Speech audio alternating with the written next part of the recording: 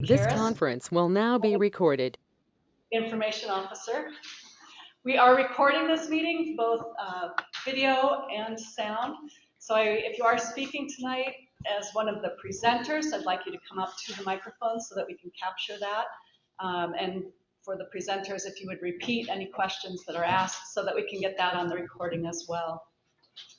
I'm thrilled that we did get 100% response rate to the agencies that I cast the net out to, which is awesome, but it also means we're going to have to kind of go through things somewhat quickly.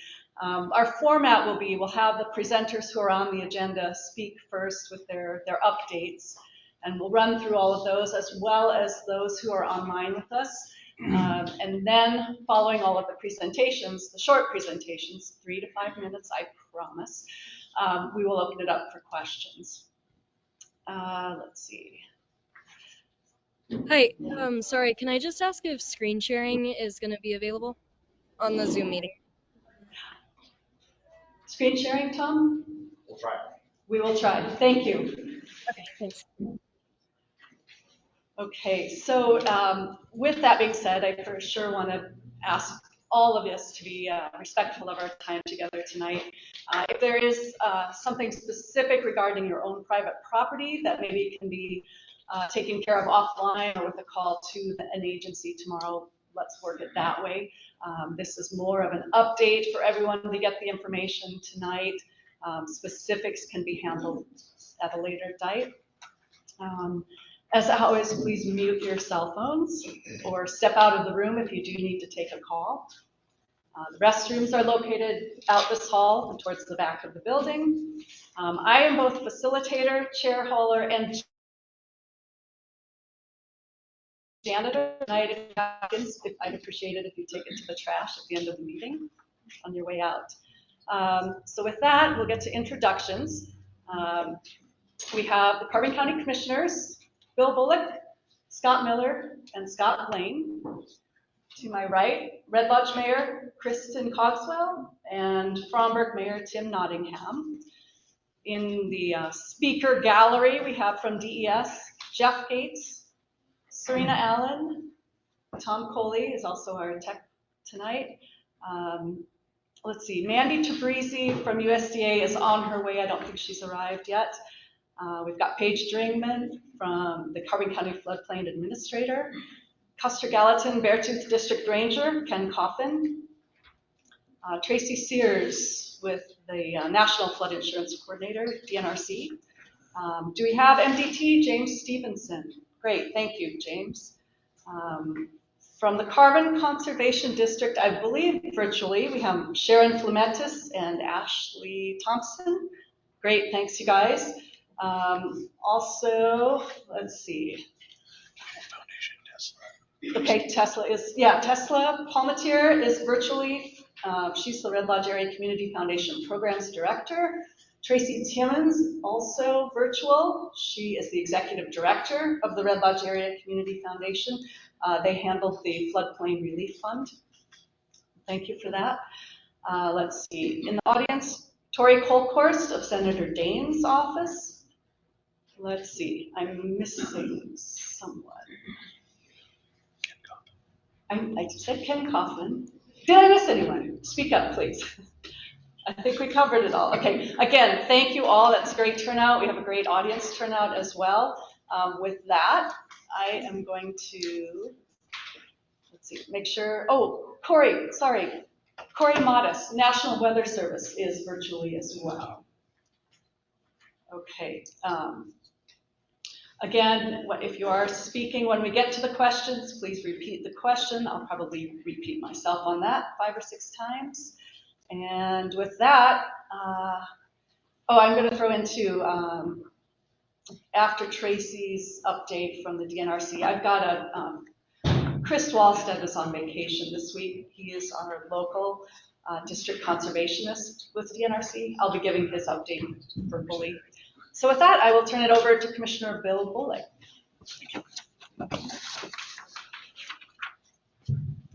Thanks for everybody for coming tonight.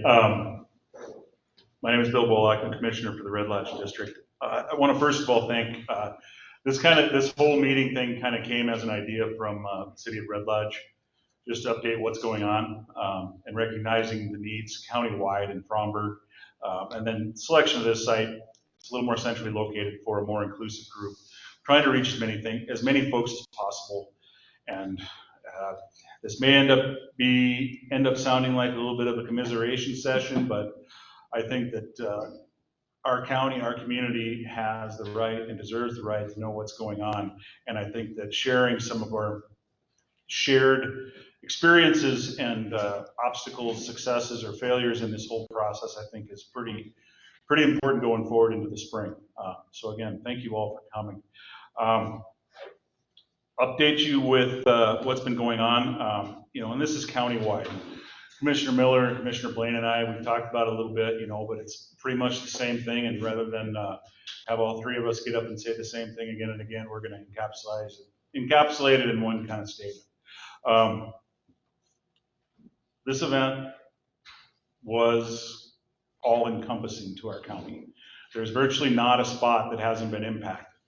And those impacts may not have been water related, but it might be the fact that your road wasn't graded for 2 or 3 months because we're doing flood work, or your culvert didn't get replaced because we're doing flood work. So it doesn't just impact folks along the creek, it impacts the entire county. And that is compounding over time. When our construction season in this country is as short as it is, time is critical. And for all practical purposes, we're really rapidly approaching the end of our construction season. But speaking as to the county, as what we're doing, we are trying to address the critical infrastructure needs and failures that were caused by this event. A flood's got to be one of the more terrible things to deal with, because at the end of the day, if you get your house flooded, you're going to sit and stare at your flooded house until you do something to fix it. That's the simple truth of it. And it's horrible, because there's no in a fire, it burns down, you can start over and build up. A flood, you got to clean out, you got to go through all your belongings, your entire life, and try and figure out how to either salvage it or come to grips with the fact that you've got to cut it loose and throw it away. And that's awful.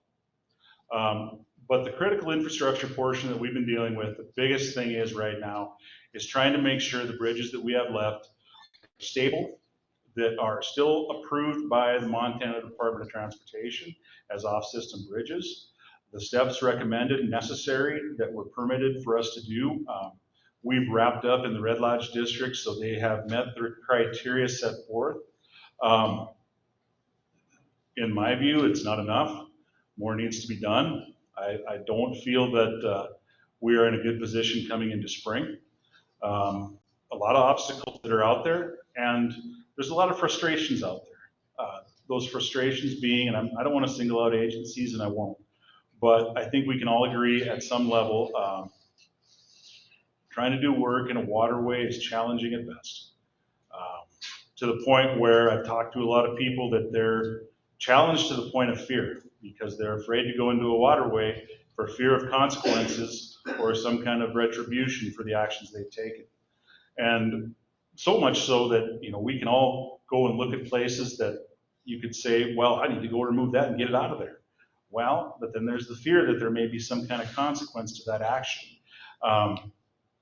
Again, going into it, we're not being set up for a good spot going into spring. We've reached out to all of our political capital, the governor's office, state DNRC. We've reached out to Army Corps. We've reached out to our congressional delegation. And this is nonpartisan. This is just a fact. The fact is, the one office that's responded consistently is Senator Daines' office. He's got an excellent field representative in Cory Kohlkorst, who's here tonight. They've been very responsive. And the irony that really smacks me in the face is that a sitting U.S. senator can't get a response from a regulatory agency. That really mystifies me, to the point we spoke with Senator Daines going on 3 weeks ago, and they've been adamantly, and we've got the email chains to show for it, reaching out to specifically Army Corps at the federal level to give us either a reprieve or some guidance moving forward, or staffing up their office to handle the increased workload. We can't even get a conversation with these folks. And so the frustrations that the average citizen is going through, the county government's going through, your commissioners, myself, Mr. Miller, Mr. Blaine, we have been at this, it seems like nonstop, repeating the same message over and over and over and pleading and asking and begging, quite frankly. Give us some feedback. Step up your efforts. Give us some more guidance. Streamline the permitting process. Staff up your offices so they can handle the increased workload. And we get a lot of silence, and it's very frustrating. We're going to have a winter. We're going to have a spring runoff. And I'm not confident in the capacity of not having the capacity of handling that runoff and not having a repeat of this past. I hope that's not the case. If it is the case, we'll go back in, we'll respond again, we'll fix things again. We're going to go back into the mode, I told you so. We conveyed all these messages very early on to Congressman Rosendale, Senator Tester, Senator Daines, Governor Gianforte. Every single one of them, we said, all right, because they asked, what do you need? We asked for, look out, because we're going to have to deal with the permitting process. Please staff it up. Didn't get that. We are going to be asking for some guidance insofar as moving ahead in some alternative methods and giving us that cushion to function without being threatened. I've been threatened. My operators have been threatened. I don't like it. I don't like it one bit. And I'm not one to go and cower in the corner. I'm going to fight back, and I'm going to fight with you. And that's where we are right now. I don't like doing that. It's tiring. It gives me more gray hair than I like. But that's where we are. And I guess if it's any reassurance, the amount of effort that your commission has put forward, I'm proud of these guys. They've been a valuable resource. I'm proud of our towns, our mayors, our city councils. We've been attacking this on a unified front, but here we are, and I guess we're going to see what happens. We are in that contemplation phase for planning for the spring, but there's a lot that goes into it. I don't know. I wish I had better news to give you. I wish I could say that we are in a 100% better position than we were in June 13th, but we're not. But we're going to try and get there. And all the pressure that can be applied and all the help that can be asked for, we're asking for on a regular basis. And I would turn over Ms. Kohlkorst, if you would be willing to come up and just say a few words expressing the senator's position and what actions you guys have taken.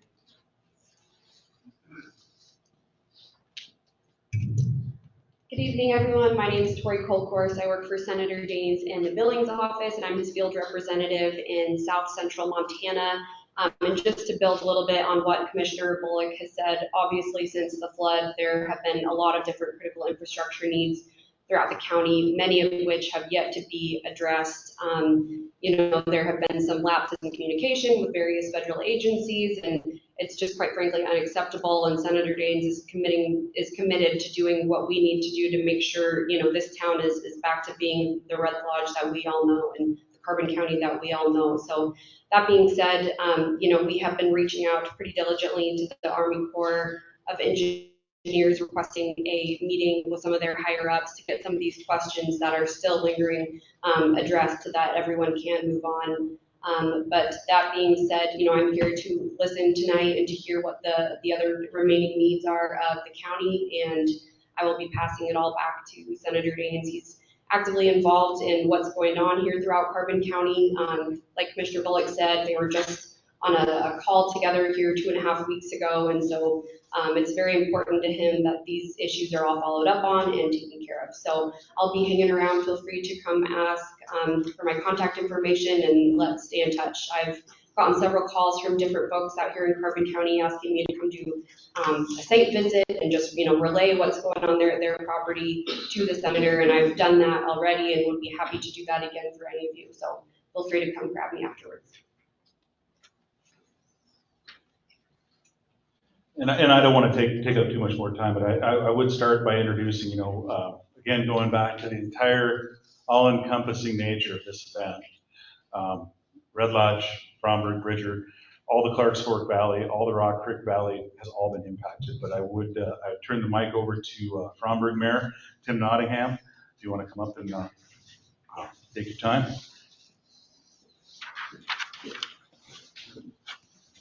Well, thank you, Commissioner. I appreciate the opportunity to get and stand up here and kind of give a little bit of a rundown of where Fromberg's at. We have completed. Get the key up a little bit more, Tim.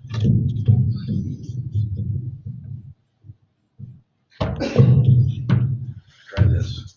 That might be better. So if I'm yelling.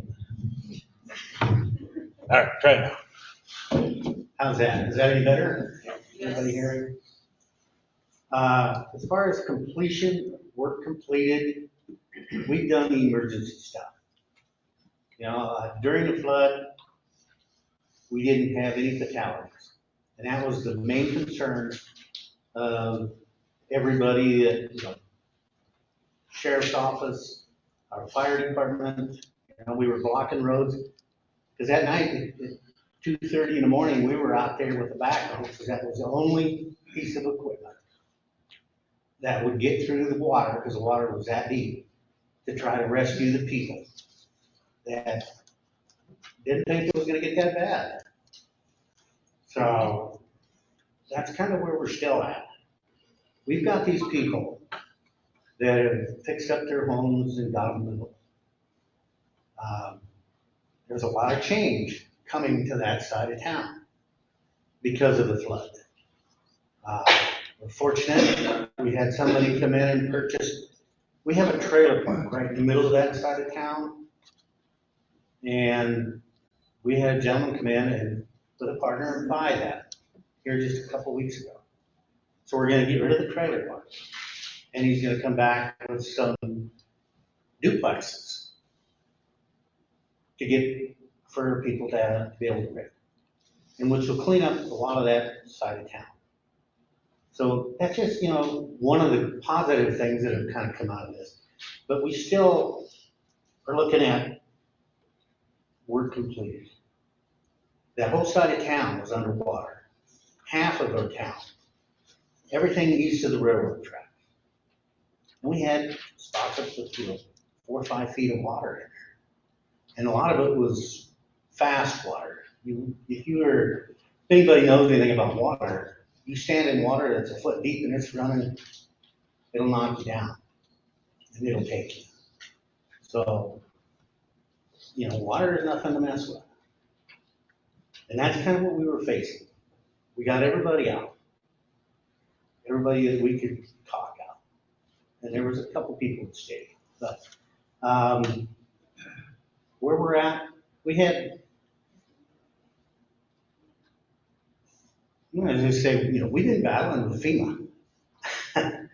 You know, your individual assistance, there's several steps to go through. And all these people, a lot of the farming community, and if they don't get things done fairly quickly, then they're gonna do it themselves. And a lot of these folks, just after the first couple of times of going and talking with FEMA, we're not gonna go back because they weren't getting anywhere. People like to see progress. And if there's no progress being made, then they're not gonna pursue it. And that's kind of where a lot of these folks are at. They did it themselves. They mucked out their basements. They cleaned up their houses and cleaned out their yards. You drive over there today, you'd hardly know that there was a flood there. We've got the yards cleaned up. The basements are cleaned out. We had one fatality because of a gentleman cleaning out his basement. Packing 5-gallon buckets of mud up out of the basement. He had out there. But, you know, for the most, it's been pretty successful. We had a lot of people that, in the flood, all your basements are your hot water heaters and your furnaces. Your hot water heaters tipped over, we broke water lines, we broke gas lines. all that had to be shut off. So we worked with all kinds of utility agencies to come in and fix that. And a lot of new gas lines are going in because they can't have contaminated ones. And as far as our water lines, we were under a boil order for, I believe it was 5 weeks to try to get our water back to where it was drinkable. Now FEMA's not gonna do anything with our water because we shut it off, and when we went to turn it back on, it came on. FEMA's philosophy is we're gonna go back to the way it was. And as long as the wells came on, then that was good. That was good for us. But we need a lot of mitigation. Our wells are now about 150, 160 feet away from the river. Last year you saw where me and the governor went out and on the riverbank and talked about what we could do. Well, where we sat, where we stood on the riverbank is now in the river. So it's creeping towards our water wells. Our water wells for the town is our #1 concern. We need to lift our water wells. That's all part of mitigation. Something else that we have to deal with. And it's a slow process. And we're struggling. I have, as a town, I have 1 clerk, 1 maintenance guy. And that's all we have. As far as work completed, it's limited. We just had an inspection a couple, 3 weeks ago where the FEMA people came out and they looked to see what our roads were like and the projects that we're working on. They were supposed to send an email as to what they were thinking about it. We haven't seen that email yet. So I don't know quite where we're at that. I know our town is looking into it to see what's going on. Okay, Tim, thank you. We'll So, give you 30 more seconds. 30 seconds to complete. Plans to prepare, we're gonna flood again next year. I'll bet you money on it. And I don't know how to prepare anybody more than that. We can talk to the government agencies all we can, but they're not gonna let us do anything new. We're limited. Thank you.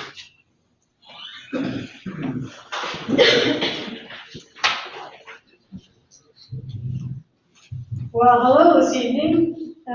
First of all, I'd like to thank each and every one of you and all the residents, our county commissioners, and all the organizations and agencies that have helped us get to this point. I couldn't ask for a better team of people. What we've done so far in Red Lodge is we were able to reconnect all the utilities successfully. We'll have water out of the homes this winter that won't freeze. We still need to work on some more permanent solutions with ensuring that those don't get damaged again. A lot of the work is being done by MDOT. MDT. It goes through a million different things. But they've been working on our roads. If you've been to Red Lodge lately, you'll notice that the road that was taken out, 212, is passable. They're still working on the retaining wall because the other one is in shambles, and that's a longer range project. They're still doing the engineering as they're doing the work, so it's hard to tell what's coming because they're still working on it. And that's kind of the way the whole project is going in many regards. But a lot of the things, I try to update the city and our council meetings every week in the newspaper and on social media posts and things. But we had the assessment team from FEMA and Montana Department of Emergency Services come through 3 weeks ago, and those reports are starting to come back through. Relating to everything everybody else has said, our biggest concern is not flooding again. Can we say that that's not going to happen? No, we can't. There's a lot of variables that a lot of us don't have that expertise in. it takes a lot of studies and engineering, and then it takes the time to get the results of those reports. So, we're still working on getting some of the debris out of the creek. We're still asking, what are the logistics of how high is that creek bottom? And once we get those reports, the questions are, well, how are we going to do it, and who's going to pay for it? We all have small communities, and we don't have bottomless financial pots. So those are important questions for all of us. But I guess that's my biggest focus right now is ensuring that we can do as much as possible to get the obstacles out of the creek so that the river doesn't get hung up, the creek doesn't get hung up on them again. It was a 500-year flood, but how often is that going to happen, and how are the changes to the creek going to affect it? And a lot of people say that it wouldn't stand standard runoff. So, but again, that's not my expertise. I'm not a hydrologist. So we lean heavily on the engineers and the agencies that are helping us through. We appreciate the work, the help that we've gotten, but I hope that those agencies are able to step forward and further us along. We all know what winter's like, and right after winter, it's too late to do a whole lot. So we need that help now, and we need that help. We need the funding, we need the information, and we need the work. So that's everything that I do every day. All of us are in meetings on a weekly basis, and we have been since the night of the flood, when we were all standing there watching everything fall apart. I see a lot of people in this audience that I've come to know a lot better than I ever had before, just from this experience. So, I just want to reiterate all the help in permitting, and the FEMA agencies that are going to help fund some of this, and these are big tasks. So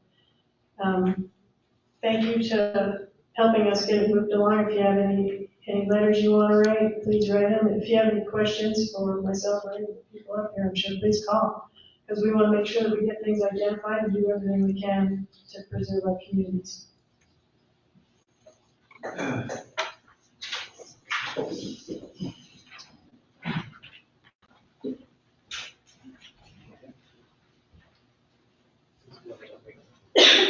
Well, hello, folks. My name is Jeff Gates. I'm with the State of Montana Disaster and Emergency Services. I'm the district field officer for over here on the eastern side. I don't have a lot to add. Mine will be real short. I'm here to support the county and the communities, and all the elected officials up here. I've been meeting with them, and we've been meeting with Serena, your DDS coordinator, and she's done a phenomenal job for you. So I'll let her have the floor now, but if you have any questions from the state side, we'll work through Serena and myself. Hello, everybody. Thanks for coming tonight. My name is Serena Allen. I am your Carbon County Disaster Emergency Services Coordinator, also known as the Emergency Manager. So I'm trying to be brief, because a lot of what I'm doing is working with all these agencies and the elected officials that are up here talking to you guys tonight. I know Maggie kind of gave us an agenda to talk about what we're working on and what our future kind of looks like. There's a lot to say in my world of disaster and emergency services, because as all of us in the county and locals, we wear multiple hats. It's just what happens in rural areas. But between getting that county disaster declaration when the flooding happened, knowing we were almost immediately out of our capabilities, to requesting state assistance, to assisting with asking for federal assistance, and getting all of these players together is part of what our department does. And so I want to tell them all thank you, and I appreciate all of them and all of the work that you guys are doing, because a lot of our work is behind the scenes. A lot of it is not recognized or known until we're out here kind of telling you what is happening. And currently, and actually to continue with that, I guess, we got the FEMA, the Presidential Disaster Declaration. FEMA came in and was working on the individual assistance, as Mayor Nottingham said. It's not a very easy process. Approximately at this time, we're at about $1.8 million that was given to this county in individual assistance. So seems like a lot, but at the same time it doesn't when you look at all the damages that was out there. I'm continuing to work with our local administrative officer, Angela Newell, our program delivery manager through FEMA, to work on the public assistance side, which focuses on roads, bridges, all that public infrastructure that our road districts, our cities and towns are working on. So that's an everyday thing that we're working on. So also kind of recovering from all the resources we depleted, sandbags, sands, road equipment that we use, trying to make sure we have that in place because we are unsure and are still kind of sure that in the future we're going to flood. And we want to make sure that we are ready to go with all that. Looking at plans, making sure we've got everybody in contacts in place and working together on what we want to do and move forward with. So I just wanted to say thank you again to all of you who are working together, being here tonight to talk about what your agencies are doing, because the public needs to know, because you guys are doing so much work behind the scenes. And thank you to the public for coming, because you need to know this. It's important for you to understand what we do so you can give your feedback to us so we can continue to serve you guys. So I appreciate you all being here. Thank you.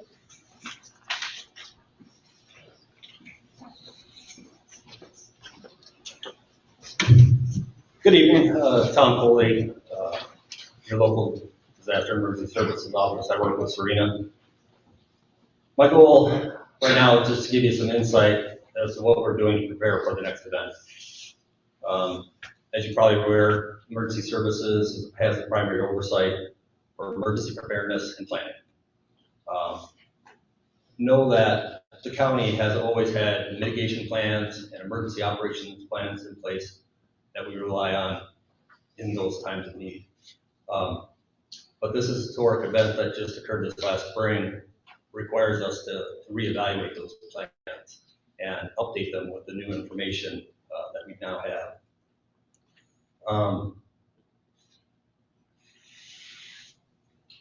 One of the things we need to do to update the plans is we need to go back and look at our effectiveness in terms of our planning, our preparedness, our response. What we did well and where we need areas of improvement. We recently completed what we call an after-action review, both in Red Lodge on August 30th and in Fromberg on September 7th. Spent over 10 hours with emergency responders, Forest Service, the Community Foundation, community members, anyone who was directly involved with the flood. And we covered the topics of initial response, emergency repair work, incident communications, volunteer and donation management and sheltering, and recovery and resilience of our communities. With that information that we've compiled and recorded, we're going to develop an improvement plan.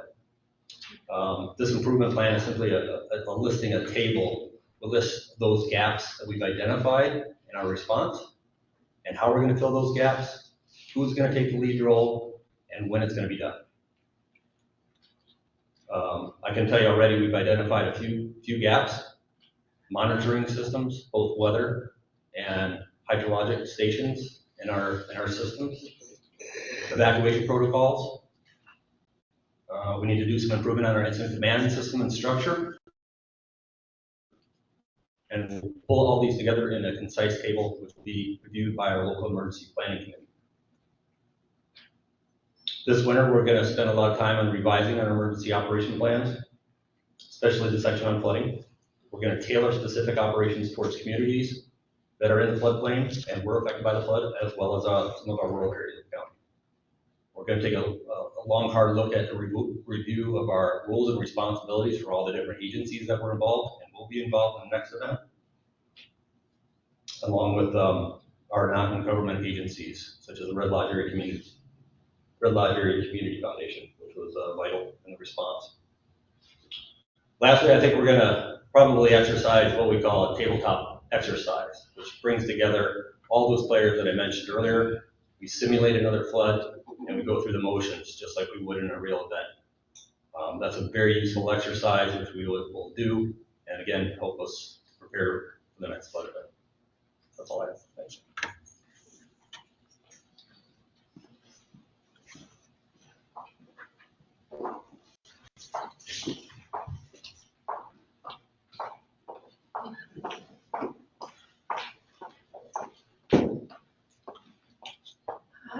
How are all y'all doing?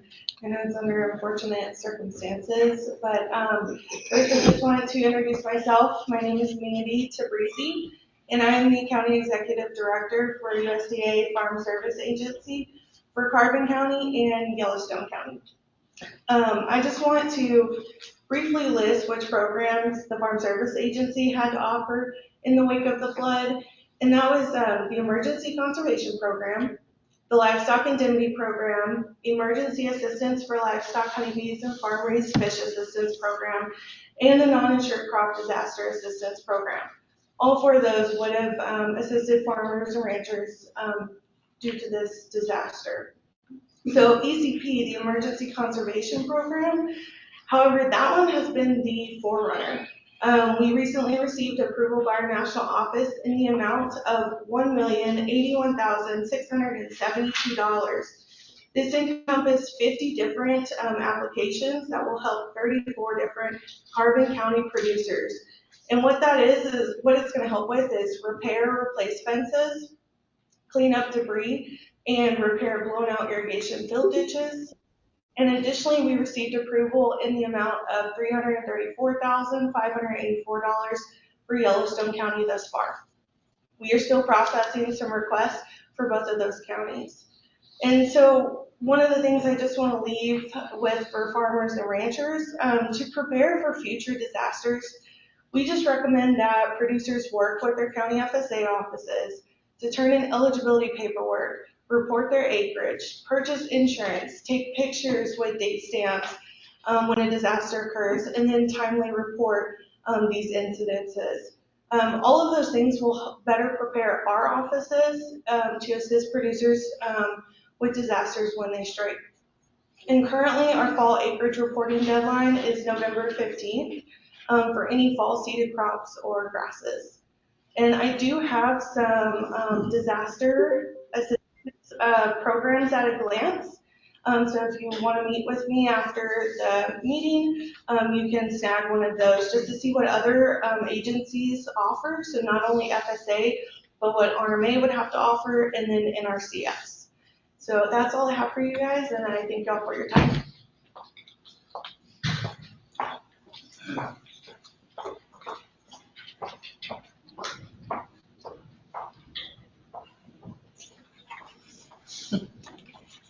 Good evening, everyone. My name is Paige Dringman. I'm the Floodplain Administrator for Carbon County, and want to give you a little bit of an update on that process. I think what we're discovering is a lot of people complete this joint application and they turn it into the conservation district, and they don't understand that that doesn't automatically disseminate that information to all the agencies that need to see it. So most of the projects that the Conservation District reviews, not all, but many of them also require a floodplain permit. And some of them require Army Corps, some of them may require DEQ, Fish, Wildlife, and Parks. I think one of the things that in this process that needs to come out of this is there needs to be not just a joint application, but a one-stop shop. So when people drop their application in with any agency, that information is shared, all the agencies can then pick it up, and it becomes incumbent on the agency to reach out to the applicants and say, hey, you also need this permit. Right now what's happening, unfortunately, is that the applications get turned in, and I'll get hold of someone and say, hey, I think you need a floodplain permit too, and they say, well, I turned it into the Conservation District. The Conservation District has been amazing about trying to copy those for me and get them to me so I can follow up.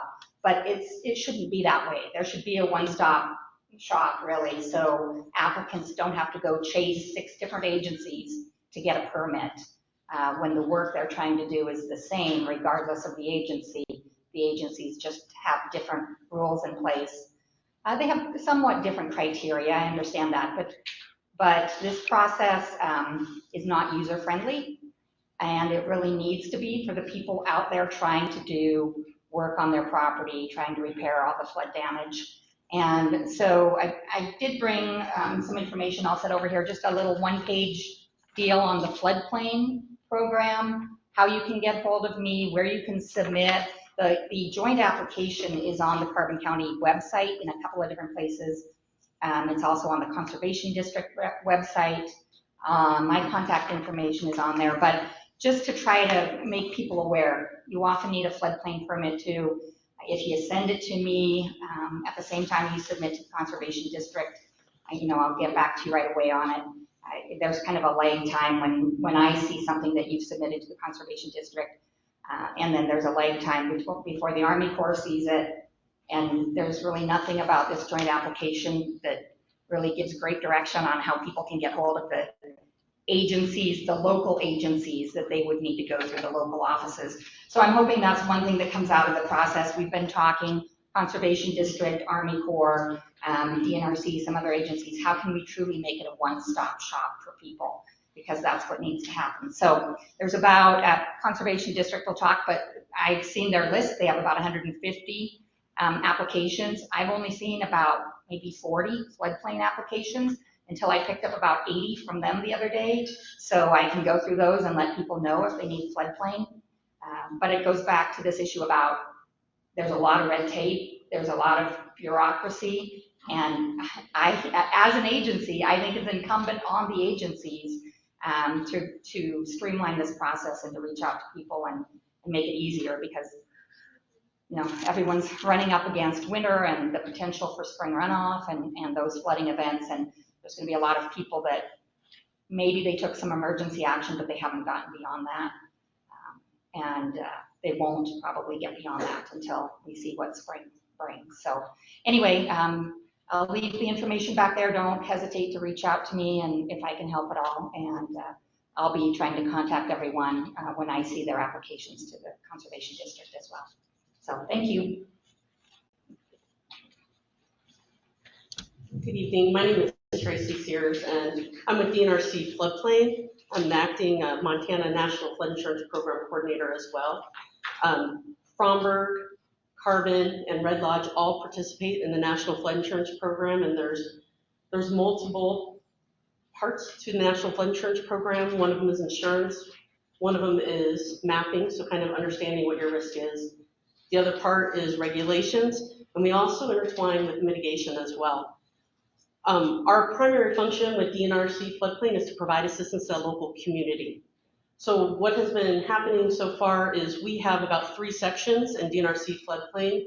The first section is mapping, and since the beginning of the flood, our mapping group has been working with multiple agencies to try to get information out, or try to gather information about what the streams look like now. And that does take a long time, but they've had people in the field since the day of the flood event.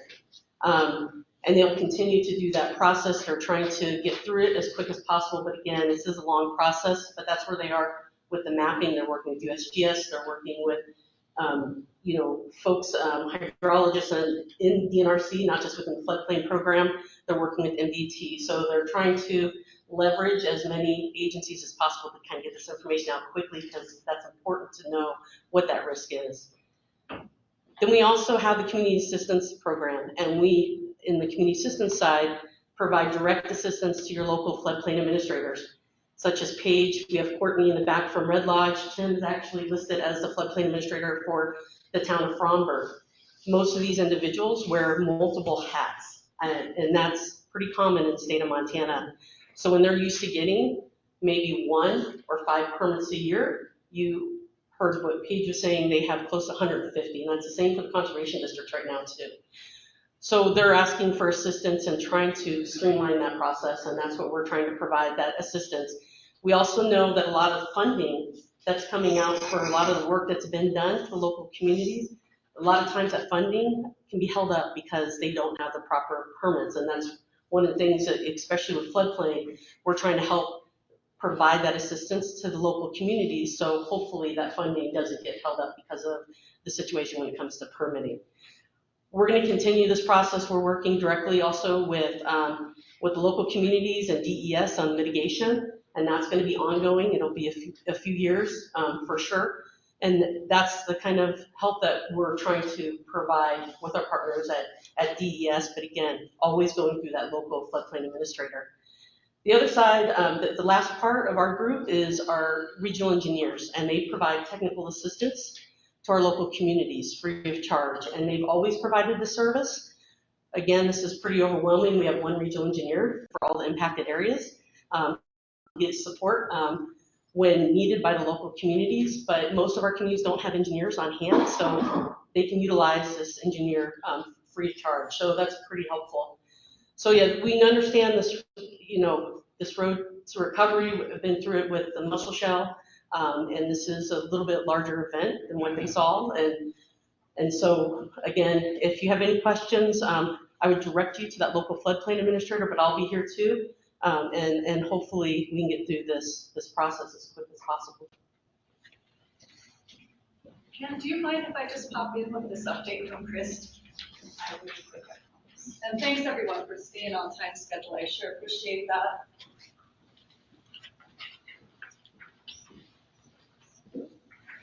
Okay, and for the record, I gave the wrong agency for Chris Walstead. He's the district conservationist with the National Resource and Conservation Service. Did I hit that? Okay. Thank you. I hope he's having a good vacation. He reported, this was a week ago that he reported this, and some things may have changed, but to date, 9 applications have been funded through Carbon County at $1.3 million, and those primarily go to private landowners, irrigation facility owners, ditch companies.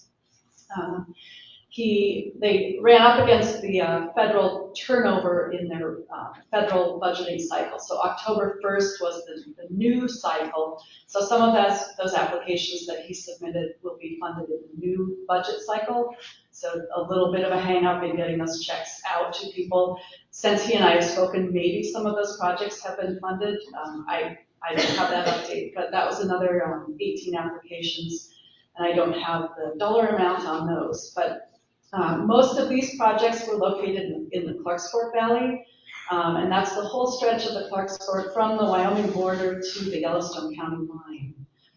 The second wave, or the second highest dollar amount of projects, is in the East Rosebud area. 3 projects, 2 of which were homes, and that's from Roscoe to the Stillwater County line.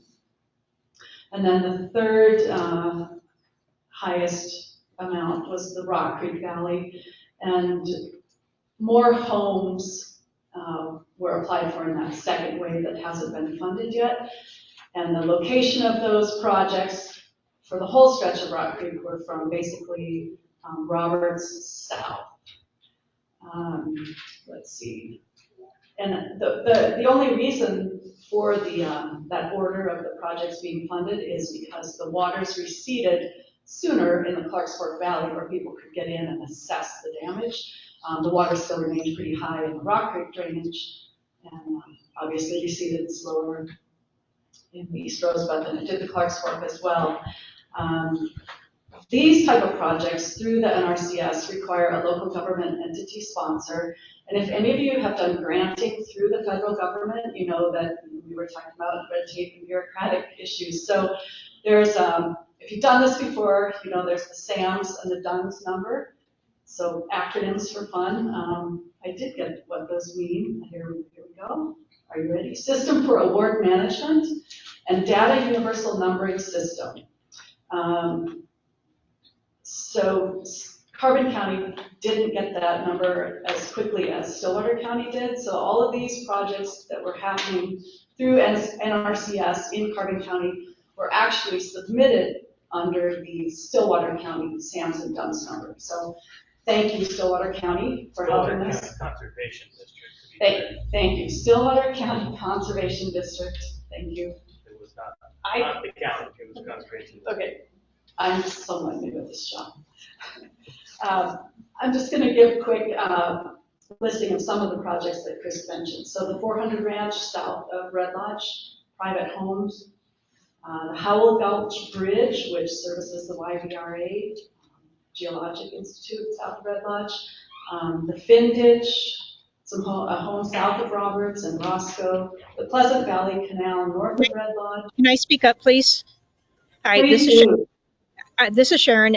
Some of the projects you're talking about are not funded, so I really don't want to confuse people that they're getting funded or getting checks or anything, because that's not how any of this works.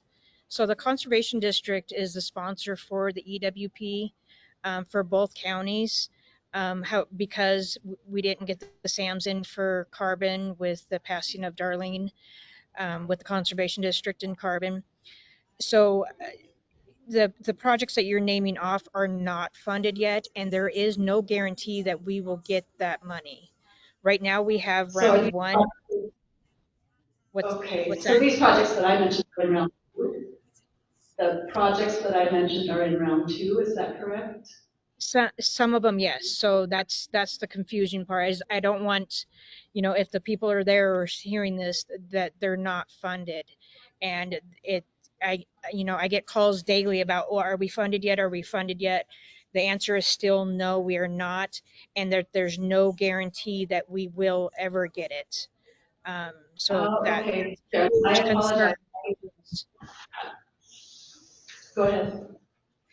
So yeah, so right now, yeah, Carbon's got over 3 million um, assigned to 9 projects throughout the county. And then we have another 18 that are waiting to get funded.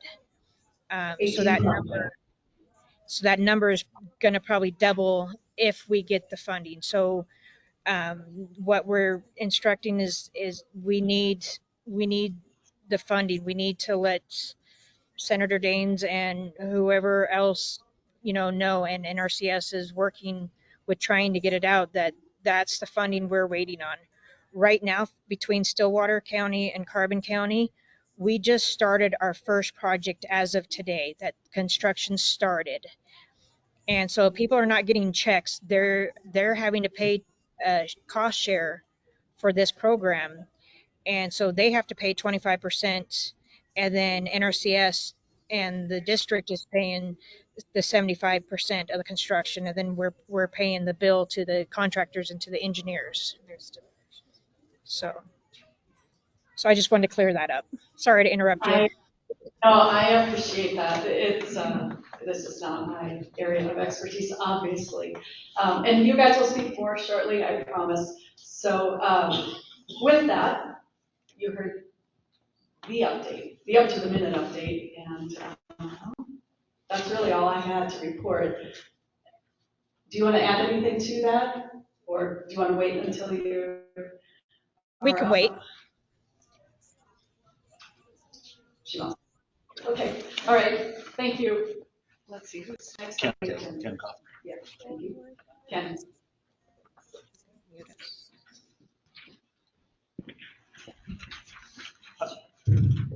Good evening. I'm Ken Coffin. I'm the district ranger on the Beartooth Ranger District based out of Red Lodge. That piece of ground that I'm responsible for basically runs from Red Lodge to Nye for all intents and purposes. And there are more or less 5 major drainages that come out of the Beartooth Mountains. All of those were impacted to some degree, some worse than others. And of those 5, we only have access restored to 1, and that's West Rosebud. So when this all happened, we brought in people from across the forest to quickly assess the damage that was done on the forest, put that together, submit it to Fed Highways, because that's our avenue for funding when it comes to this type of disaster. And so we were awarded almost $6 million fairly quickly, and then got to work putting together the plans and the contracts to actually get at the temporary access. So that initial slug of money is only to provide temporary access, and then come January-ish, we'll pull some more information together so that we get in the queue for the next round of Fed Highways funding to do the permanent fixes on those road systems. So currently, construction or temporary work, temporary access in the main fork of Rock Creek south of Red Lodge. We've been working on. We finally got a contractor. We had a heck of a time finding people that were actually available to do the work. I think we put that work out for 3 times. Finally got a contractor. They started a couple weeks ago. They've cleared the road all the way to the Glacier Lake trailhead. And it looks like tomorrow they'll actually set the temporary bridge. So with any luck, by next week, we'll have access back to the Glacier Lake Road and Main Rock Creek. West Fork, which comes right out at Red Lodge. Again, trouble's finding somebody to do that work, but we finally did. Those folks are mobilizing this week, and they'll be fixing there's a slough in the road just beyond the basic campground and putting in a temporary bridge. So that's happening much slower than I had hoped, but the good news is by next summer, there will be access restored to those places. So moving around to the west, East Rosebud was the most impacted drainage on the forest. We're in the process of developing a temporary road design for East Rosebud. Hope to have that out for bid in early November with the construction of that temporary access to start next spring sometime. Hopefully, I don't know, mid to late summer, I would imagine, is when we'll have access back in there. West Rosebud, I mentioned, we've got that access restored. Then Stillwater, waiting on the highway 419 right there near the Stillwater mine to be repaired. And we're hoping to work with the mine and others to actually get the Stillwater trailhead repaired to coincide with the opening of Highway 419. So that's a quick rundown of where we are, plans for next year, and that's just roads. So, and that's about a $30 million bill, we think, by the time it gets done with the permanent fixes. When it comes to the trails, other recreation infrastructure, we're somewhere in the $12 million range of damages. We don't have any money in the bank just yet to do that. We're working through our system to see if we can work an appropriation to take care of that work. There's some priorities. Lake Fork near Red Lodge will be a priority to get a bridge back in there. Some of those more heavily used and popular sites. And so we're kind of prioritizing it because we're probably not going to get a whole slug of money to do that up front, and it's just going to take time. I think it's just going to take a number of years before we're actually, at least on the forest, back to where we were pre-flood. So that's a quick rundown of what's going on in the forest.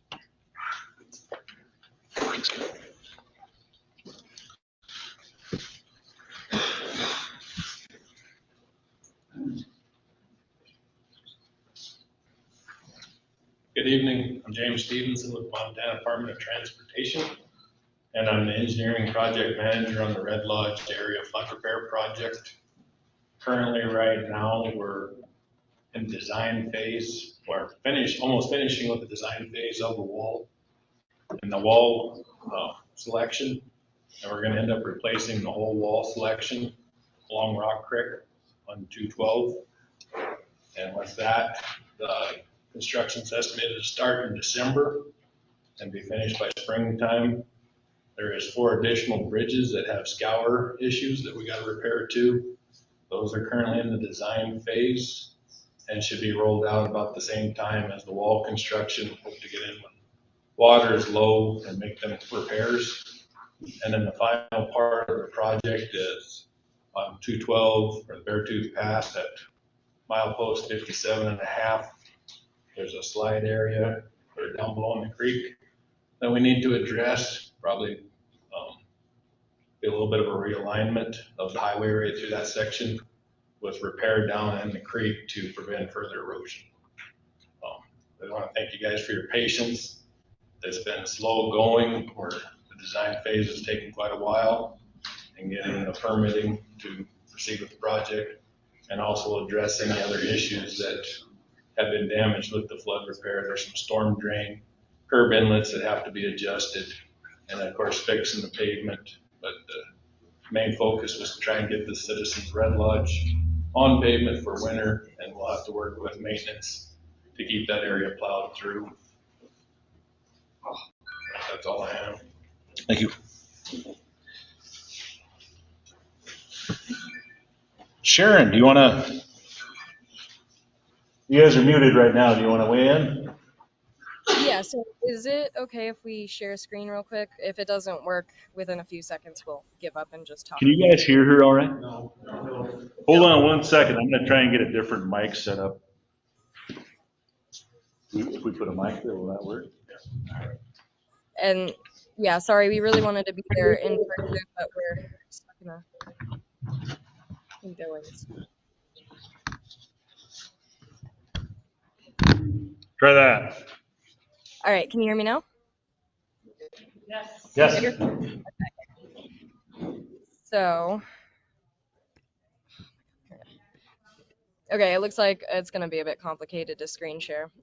So basically, for starters, I'm trying to focus on the permitting that like we have, Sharon and I, for starters, we work for both the Stillwater and the Carbon Conservation Districts.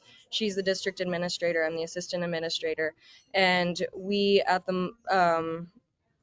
present, we have either processed or are processing 100 and I believe we're up to 160 or 70 in Stillwater County and 140 in Carbon County permit applications since the flood. We've processed and gotten news out to the majority of those, but we're still working our way through, and it's been a really long process, and it's been very difficult for, especially after the chaos, for us to control what information is getting out there to people. There's a lot of people wanting to help and a lot of people wanting to share information, but unfortunately the information that has been shared has not always been accurate. So if there's ever a question, ask. And I know that, it's sometimes hard to pin someone down in the Carbon Conservation District office, but one of us is always in business hours. We're always in either the Stillwater or Carbon County Conservation District office, or the Conservation District offices. So if you can call either one of those numbers, we will try and help you. We honestly are here to try and help you get through this process. We know it's not straightforward. To reiterate what Paige said, the system does need to change, but we are doing our absolute best with the rules that we have lined out right now by the law to get these permits out to you as fast as we can while still protecting the river and making sure that we're providing the same courtesy to your neighbors downstream and your neighbors upstream. We're trying not to allow work done that's going to cause problems down the line that are just going to make things worse. But we do understand that the process is not straightforward. It's not easy. It isn't user friendly, and it needs to change. And we've been trying to work. Paige has been amazing. We've been trying to work together to get all this information to agencies, but with time constraints, with staffing constraints, the system absolutely does need to change.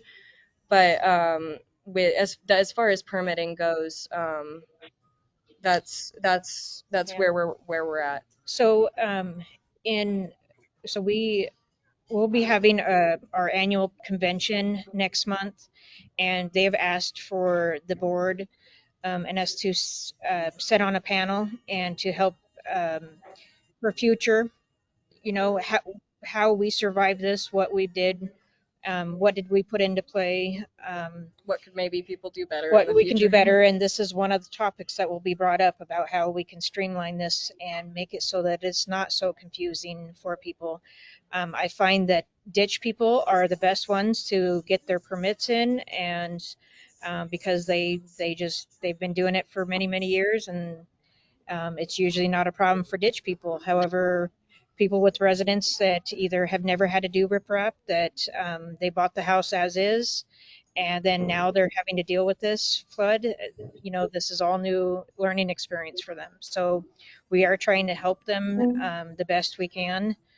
But there's a lot of them, and we are limited on budget wise for us to, keep the doors open. So just know that we're trying, and then we're also running the EWP program for both counties and other grants as well. So we have 2 ARPA grants in the counties to ditches as well.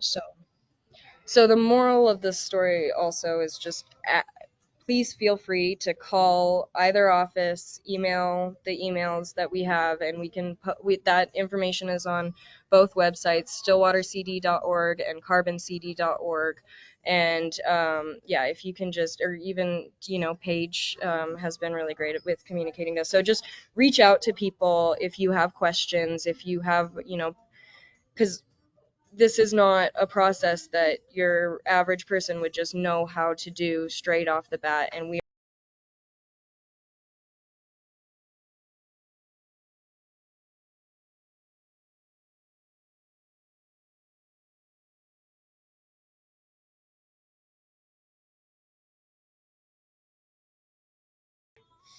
They're coming We're gonna back. go back to them. Okay, are we back up? Can you Sure. hear us? Okay. So yeah, we wanted to say, bottom line, like, we definitely understand everyone's frustrations with the permitting process. We are also, it's not fun. So we really appreciate everyone doing the work to make sure that the work done in the river is a good use of natural resources and that we're not messing things up. And main point is, if you have any questions, please, Try to get in touch.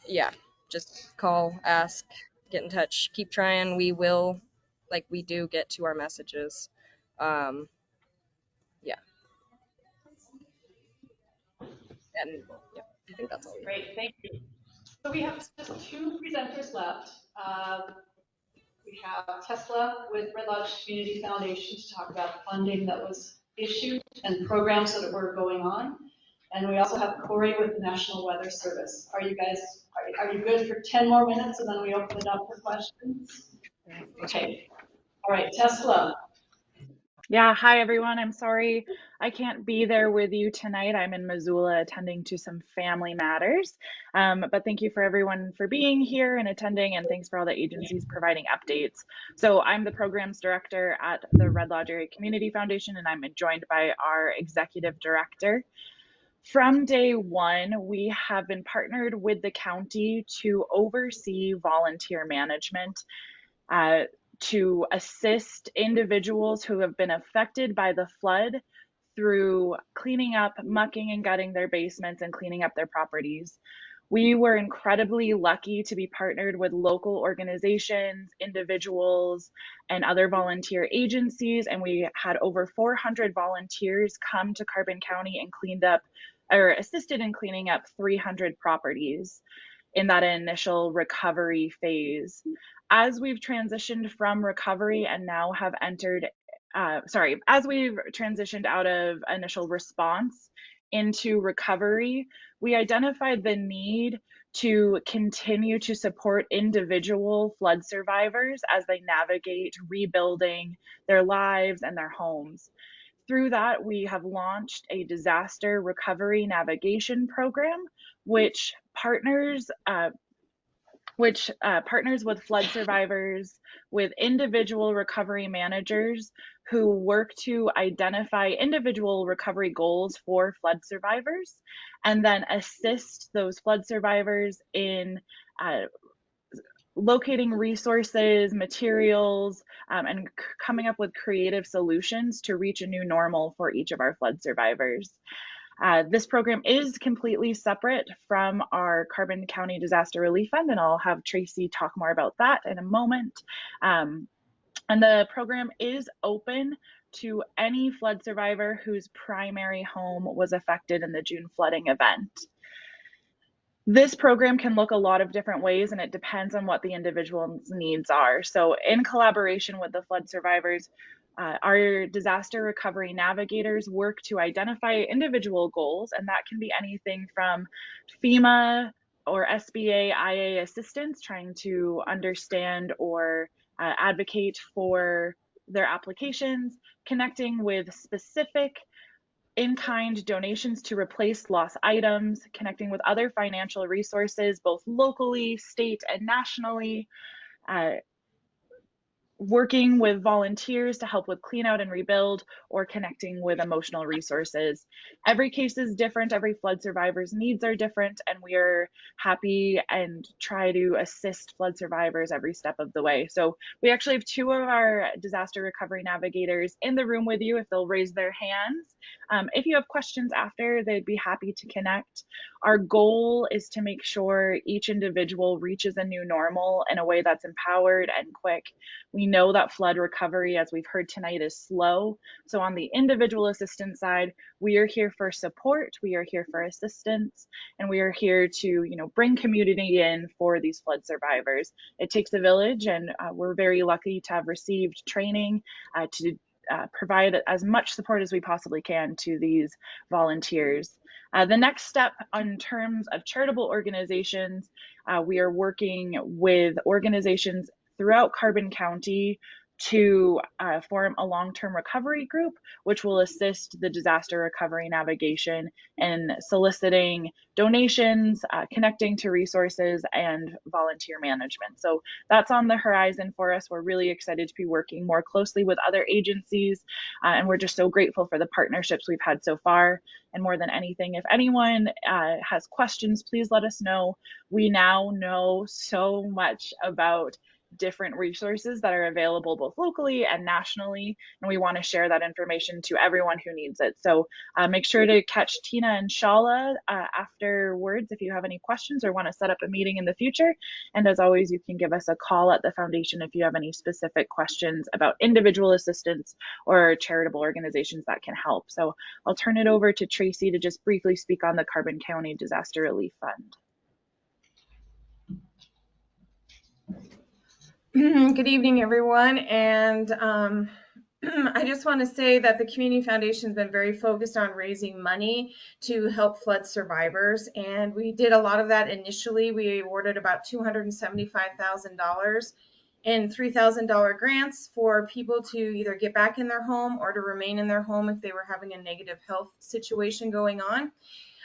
We held back money as several agencies asked us to, both local and nationally, to wait until FEMA and SBA left the area to see what those needs were, because they knew there would be a lot of unmet needs. So currently right now, that has finished up. Case managers are working, or case survivors are working with the navigators. And when they come out of that, they'll be working with long-term recovery group to see what kind of resources they can get from that pool. And then at that time, the Community Foundation will start to make grants to survivors to distribute the rest of the money of what we raised. Another component of that is going to be that we are also sent out surveys last week. We're giving that 2 weeks to businesses, landlords, nonprofit organizations to provide us with feedback, kind of an assessment of what some of their direct losses are. And we will bring that information along with what we're learning about the long-term recovery for individuals and present that to the board of directors on November 8th. And at that point, they will try to decide how much money is going into which pot of things and try to prioritize the needs with the money that's still remaining in the fund. So those are some things that are on the highlights for our regular individual and possibly business. We also have the One Valley Ag Fund, and that particular program should be approved on November 8th also, and that one will be ready to go for farmers and ranchers to be able to apply for, and we'll be getting that information out. That will drop on November 9th, and we plan to have that funding system, the applications in and funding out in 40 days. So that will be happening by mid-December. Great, thank you, Tracy. Okay, our last presenter tonight is Cory Mottice with the National Weather Service. Cory, are you still with us? I am, thank you. Yeah, so I was just going to give a brief update on what we are doing on our end. So I'm not sure what the county, if there's any plans to add any more gauges or anything, or river gauges that are out there, but we do have readings now of the amount of water that is going to be coming into Rock Creek above Red Lodge. So we're working with the River Forecast Center to add a virtual forecast point for Red Lodge itself. Now that we know how much water is going to be coming in from all the main tributaries, it's going to give us a really good idea in the future of what kind of flood levels we're expecting. So we're going to be probably getting that done here in the next month or two. So we'll certainly have that in place before spring. And that way we should at least have another day worth of heads up kind of as far as the water that's going to be coming down into the Red Lodge area. With this last event, we only had one gauge upstream, and it was not sufficient to give us enough information about how much water was actually being dumped into Rock Creek. So that should be a significant help for the Red Lodge area and getting better river forecasts for that area. And that's about all I have from our end and what we're doing. Okay, thanks, Cory. That's good news for sure. Okay, now questions. How and where? Okay, go ahead. Do you want to stand up and ask a question? Bob Wendler. First, I would like to thank the commissioners, mayors, everybody that's been involved in this mess. You were dealt with a tough hand. Thank you for your hard work. What I would like to find out is, and Mayor, the potential log jams or still on Rock Creek that once the water went down, it's not causing a problem. But once you get back into next high water runoff next spring, could easily divert, break free, wash downstream, cause more problems.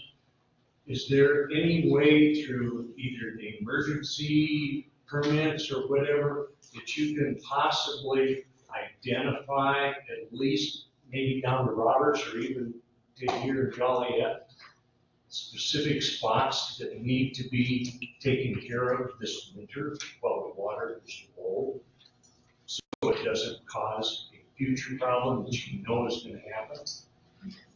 Okay, the question is regarding log jams and the debris still in the creeks and what can be done between now and next spring runoff, and who wants to address that? I can start, and I'm going to defer.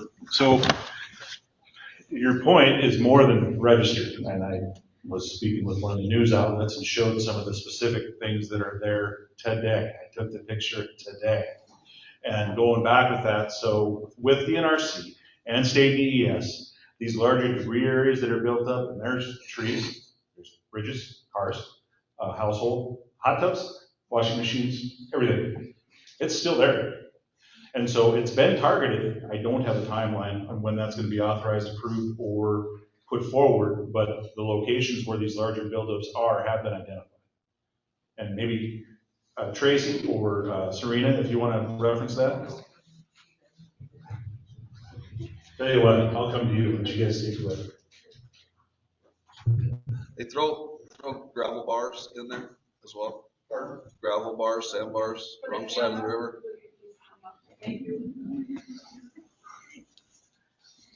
I'll put this back. Try and not bother everybody. So with that being said, we know, and the counties have identified the debris. We're looking at trying to figured out ways with FEMA, with Army Corps. We did have a group come in 2 weeks ago, and we looked at all those spots. They're identifying, trying to figure out how we can get them removed. That's the answer I'm going to tell you we're going to give. It's a long process. Like we've talked about getting into the river, it's a challenge.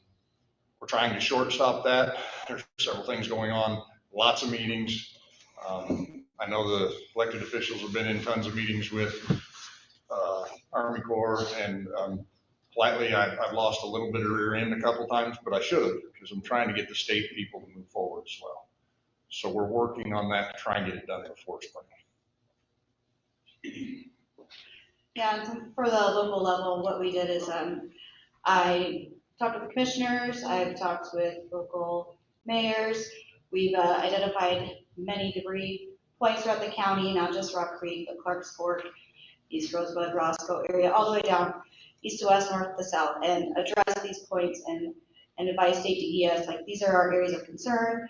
They're taking those concerns and moving them up to FEMA, and we're waiting to hear what FEMA's got to say on how to prioritize and funding and how to move forward. So it takes a lot of, collaboration again between DNRC, your local state, and then of course FEMA. So we're hoping to have answers soon. I know that Monday's update, we have weekly updates on Monday with a debris removal task force with state DES, and the latest update I got is that FEMA has given some information back on what they're interested in and how they want to move forward, but we don't have a full picture yet. So we're hoping here by next week or the week after we have some more information.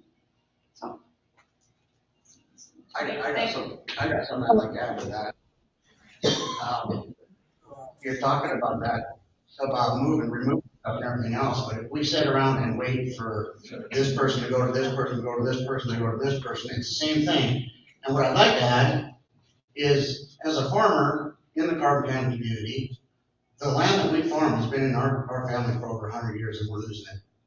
We're not going to lose it anymore. If we have to do stuff to our land, it's up to us to fix that problem on our land. It's up to the farmer. It ain't up to nobody else. It ain't up to nobody's grant or who asks this, who asks that. You do it yourself and get it done.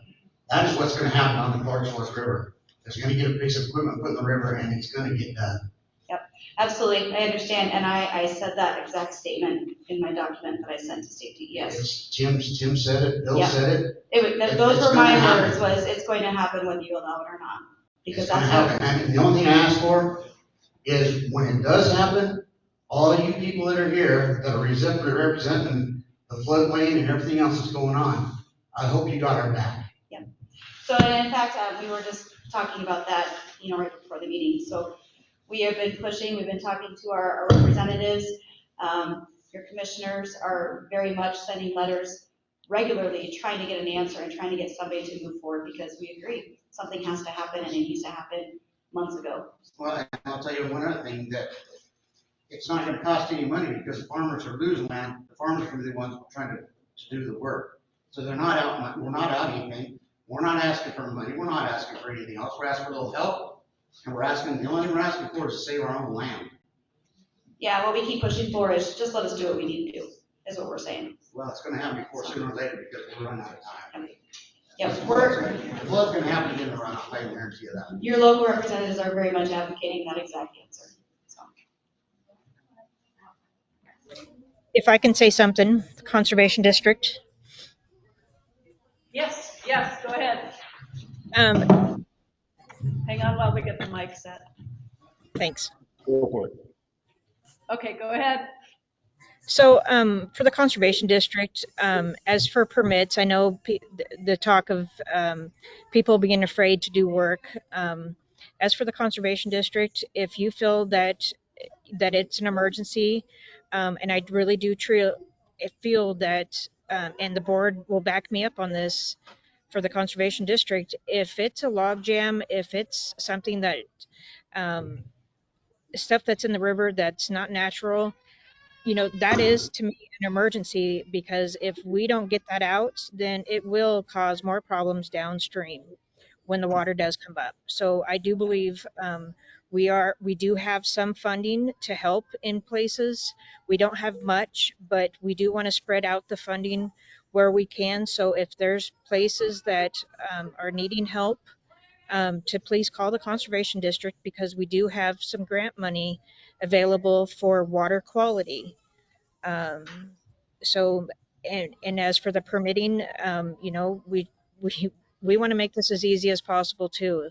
That's why we have the 275 form, to go in there, do the work, do what you need to do, and then do the paperwork afterwards. You have 15 days to get the paperwork into us. And it doesn't mean that, we want riprap projects going a mile long on a 275 form. That should be planned out. But as for getting debris out, that is still to me an emergency. So, and the board will back me up on that. Yeah, we have the emergency permitting process just for these situations where you don't have time to wait for us. So do what you need to do, and then just come in and we can do paperwork. Take some pictures. That's all we ask. but we do need to do the paperwork at some point. Well, within 15 days of completion of work. Yeah. So Bill, I'm going to reinforce your point, because I think you said it perfectly. And from me to everybody that's a producer in this county, I'm telling you right now, do what you got to do. And I can say, without exception, this Board of Commissioners will be in support of whatever you do, as long as you are doing it to salvage your property and maintain your lifestyle. And I hear you. There's the Clear Creek ditch coming off Bear Creek Hill. There's 5,000 acres that did not get irrigated this summer. And that's offensive. That's a lifestyle. That whole drainage, all the aquifers that are charged by that ditch, people are running out of water. And it's offensive that they've got to sit and wait 4 months in hopes that they can have an irrigation season next year. Well, we've got a canal that's got. Same situation. Yep. Like we said on that, either we're gonna fix it, or we're gonna get flooded, or we can have any water again next year. This year we had a little too much water, which we gotta shut down, but if they don't get something figured out for Agate for us, the farmers are gonna do it. Again, going back, and you guys make a very good point. We didn't get our job from Army Corps. We got our jobs from you. And so that's our job, is to speak for you, stand up for you, and support you in your endeavors. And I thank you for that. Danny. I'd like to add, so we're sitting here talking about all this, and I know there's protocols, everything you gotta go through. But at the end of the day, we're all fighting the same battle. I feel bad for the people at Fromberg, Red Lodge, anyone that had to mark their houses out. But on the other hand, why are they cleaning all that up if we ain't gonna take care of the problem? Which is the rivers and the streams. There's debris in it. I was fortunate, I don't live on the river, but I had a lot of ground that got affected by it. I did the work this time. I don't wanna turn around and have to go back and spend a bunch of money to restore it, now to watch it just do it again. We don't have time anymore. And it's been a lot on, heck, all you guys, which you've done a heck of a job. But on the other end, we need to get a solution to make this, to get this to happen. And I don't know how the guy does it, but I'm pretty sure the town of Fromberg, Red Lodge, farmers and ranchers, everyone that got affected by this is wanting to repeat what they just had to go through this year. Thank you. So on Danny's comment, I don't want to steal the microphone, but I've been living this just like you guys have. And I've been trying to find a way to get things done so we can succeed in the spring. And it pisses me off. I mean, it makes you mad when you see a solution that can be done. And there are some, and I don't want to have this meeting be just a doom and gloom scenario. I don't want that. There's some answers out there that we are trying to pursue that don't cost anybody anything. Going back to the floodplain issue. If we were allowed, or if entities, either private citizens or governing bodies, where we would be able to utilize the material in the creek, the rock that's washed down, pan that out to the sides, maintain your channel in the river, that doesn't cost anybody anything. You would just have to zig instead of zag in the 40-year-old manual of floodplain. The other thing about it is, this is a unique situation. Given back to, I harken back a little bit to COVID. We started in COVID trying to find the lockstep rules that were there. And then eventually it all turned out, you know what, the local authorities and the local governing bodies have the ability to function and maintain the whole process. I liken this to that. This is a unique situation specific to our county. Turn the complaint process and the handling over to the governing bodies. We'll deal with it, provide a report to those regulatory agencies at the end of the year. It doesn't cost anybody anything. So we're trying to push these answers, and there's pretty simple things in my view and my partner's view here that we can do that don't cost anybody anything and get us a long way ahead of where we're at. And the other thing is this approach of business as usual. This is not business as usual. This happens once in 1,000 years. Treat it like such. Give the opportunity to think outside the box and give opportunities at no cost solutions. Try them out. Let us try them out. I said repeatedly, I was asked by our congressional delegation, what do I need to succeed? You give me 14 working days, 2 excavators, 4 trucks, and 10 guys, we're done. That's the answer. We didn't get that. We're not going to get that. But again, that doesn't cost anybody anything, and it gets us a lot farther ahead than we are. Sorry, I wanted to make sure you guys have it. Ask some questions, I'm sorry. Thank you, Commissioner Bullock. Okay, question in the back. Yes. I'm gonna give you all a visual here. This is the bridge in Palmer. 3 chambers. This one here has had a tree on, a dead tree on it for 3.5 years. This column here has still got brush on it. This chamber here is filled up with dirt that high. 3.5 feet of dirt came in and rock. You can reach up and touch the beams on the bridge. That's a lot of water flow that's being stopped. And all you need is to go in and push the rock out. Take the dead tree out that's been there for 3.5 years so the flow can go through. The main channel was on that one. Now it's moved over to this one. You're losing space for high water. Real simple. Here you go. Okay. I live next to the bridge. Thank you. Thank you for the visual. That helps. The tree's been there for 3.5 years. All right. Next question.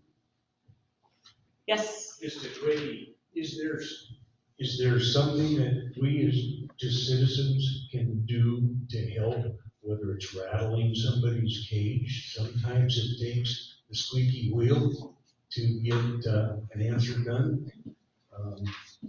Is there anything that we can do to support you, to help you, or whatever, whether you tell us tonight or put it in the Carbon County News, say, hey, everybody, contact this department.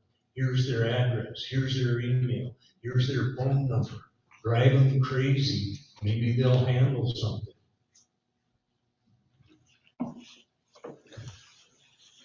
Well, I think we're on that page tonight. I think one of the local news stations out of Billings was here. I think there's a national outlet here.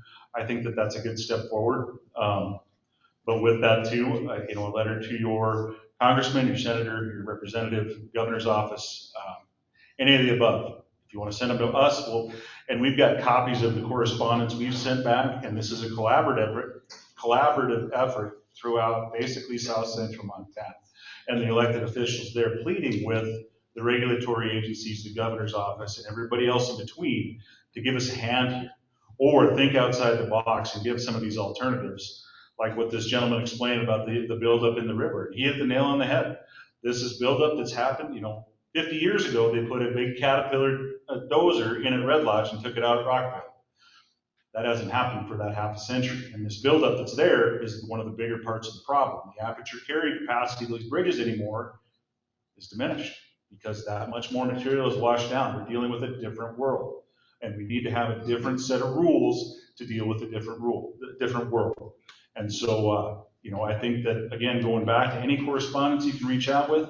I know some folks up in Red Lodge at the 400 Ranch, some folks downtown have reached out, have written a lot of correspondence to Senator's office, the governor's office.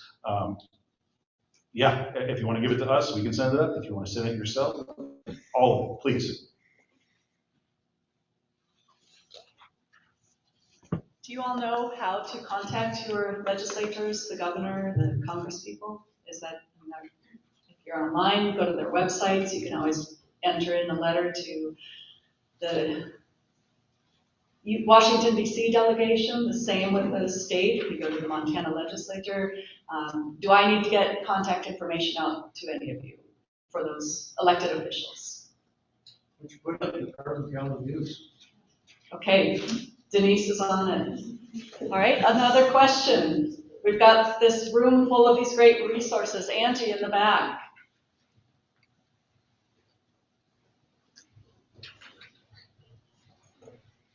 This will probably be a question for, was it James Stevens? David Stevens. So if I understood you correctly, you said that plans for the new wall are nearly completed and December, that'll be started. My question is, it seems like if we're talking about the wall between the boxcar and 78, that it wasn't a good idea and it didn't work very well. So have the plans created any different ideas for that area? Or any of the other areas that you are reconstructing? So the original, excuse me, I need to repeat the question. She had a mic, so I think she's good. I just want to get your voice.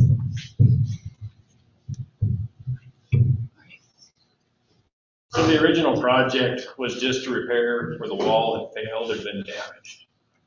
Upon award of the project and review of the rest of the wall system, it was determined that the entire wall system was outdated. So then we came back in, they brought their designers in, we did hydraulic, or a hydrologist came in, they modeled the stream bed.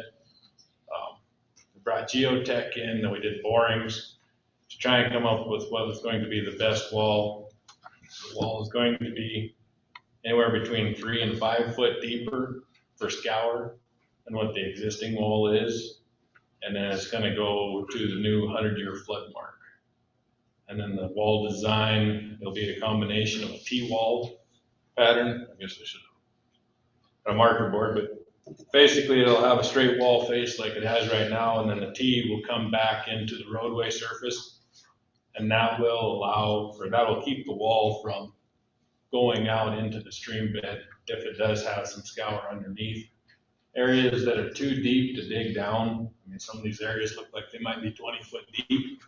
They're going to put them on a pile, or we're looking at putting them on a pile and a footing, so it can wash out underneath, but the pile will be going deeper into the ground than what we could efficiently dig and place the wall in. Did that answer your question?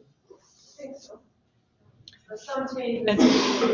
And pile doesn't mean pile of rock, it means like a piling, Yes, kind of H anchor. pile or pipe pile. Yeah, pipe pile more than likely. And then it will still try to contain the water in the stream that it's currently in. Yes. You know? Have there been any thoughts of ways to, I don't know, spread that water out some through there rather than trying to contain it as much as it's happened? The problem with spreading the water out is you have homeowners, primarily on the east side of the riverbank. So there's really no way of spreading the water out other than containing it on the one side and then having that floodplain area on the east side of the bank. James, did you say there's gonna be a pipe piling? Yes. A metal steel pipe piling? Yeah. Most of our, like all your bridge abutment ends, they're all pipe pile or H pile. I'm just concerned about that because if you put riprap in the river, you can't even know that. Say that again. So if you put any riprap in the river, you're not supposed to have any metal in it, so. If you put concrete in the river, you're not supposed to have rebar in it. But as far as between the rebar and the pipe you're putting in, it's a permanent structure, it's permitted. I guess I'm not sure what your question is if you're trying to reinforce your riprap with pile. if you put cement in the river as riprap, even though it has rebar in it, or a piece of rebar in it that you don't even see, you're not supposed to be able to put that in there. So if you guys are allowed to put a steel pipe piling in, I don't see where a piece of riprap with a piece of rebar is going to be a big issue. And I can't answer that as far as environmentally, like the permitting. I just want to know if there's enough pipe to put in. It is metal. Okay. We've gone away from wood piling. But everything like that is permitted, but even when we construct something, we demo a bridge, we can't leave concrete with riprap or concrete with rebar in the river. Thank you. Any other questions on the, yes, sir? I thought I heard you say when you initially spoke that could potentially be done by the spring if you start in December. Yes, that's the contractor's schedule. to have it completed by.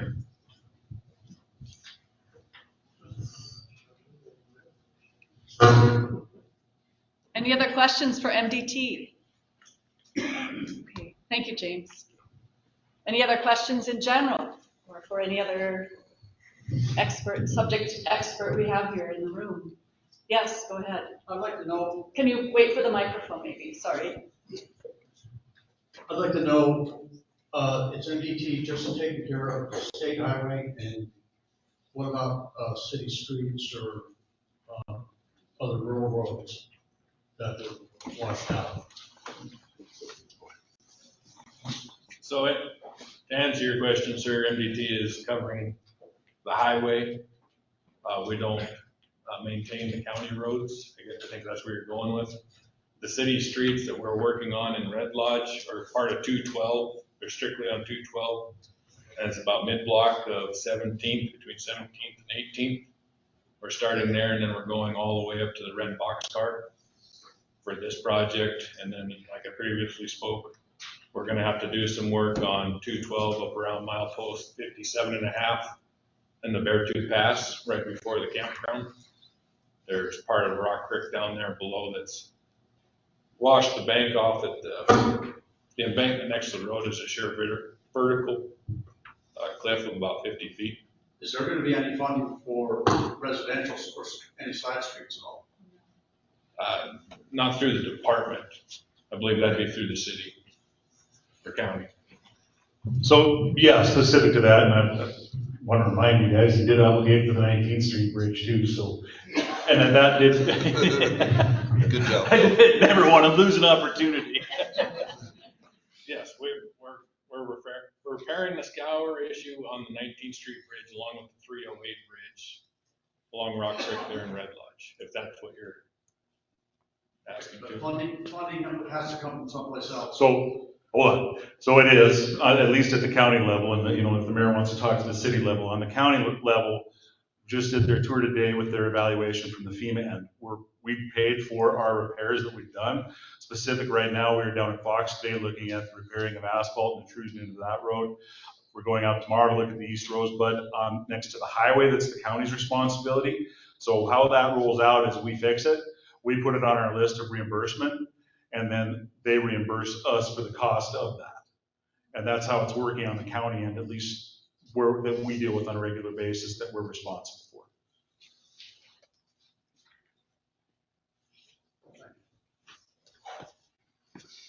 Okay, great. Thank you, gentlemen. Other questions? Are we close to concluding this meeting? All right, well, I want to thank you for your patience. I want to thank you for your attendance. I want to thank you for I know this has not been easy for those of you who were flooded, either your homes, your agriculture, your fields, your pastures, your canals, etc. Please reach out to these people in the room and your elected officials.